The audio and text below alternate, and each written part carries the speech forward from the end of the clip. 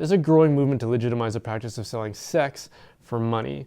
For example, Amnesty International recently voted to push countries around the world to decriminalize prostitution, and has been insisting on the use of the phrase sex workers to destigmatize the practice. Whenever there's a push to destigmatize something through the manipulation of language, it's obvious that there's a belief that the stigma is misplaced. We've since dispelled similar stigmas around pornography, which has given us a world in which the average age that someone is introduced to porn is 11, in which 50% of all divorces can be traced back to porn use, and in which 69% of women working in the sex industry suffer from post-traumatic stress disorder, a rate equivalent to veterans from combat war.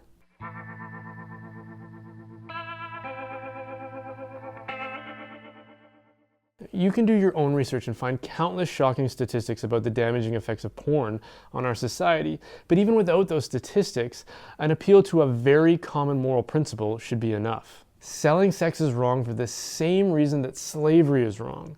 Nobody has the right to own another human being. Not for a lifetime, not for a year, and not for an hour. When you pay someone for sex, you're not buying a product or a service.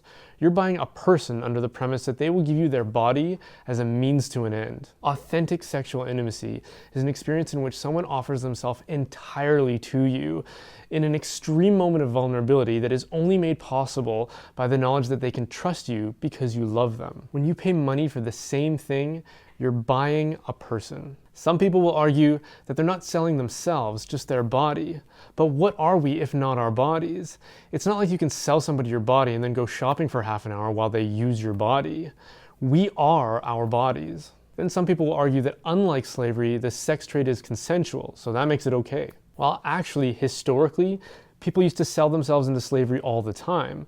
Modern law recognizes that to do so is to negate your human rights, which is why it's typically illegal. I'd like to think that the same moral reasoning is why prostitution is usually illegal. This also ignores the statistic that says that the overwhelming majority of women in the sex industry wanted out, but felt trapped. Even still, the argument from consensus has always struck me as really confused. It seems to be based on the idea that if two or more people make the same decision, then it can't be immoral. Of course, that doesn't hold up to much scrutiny.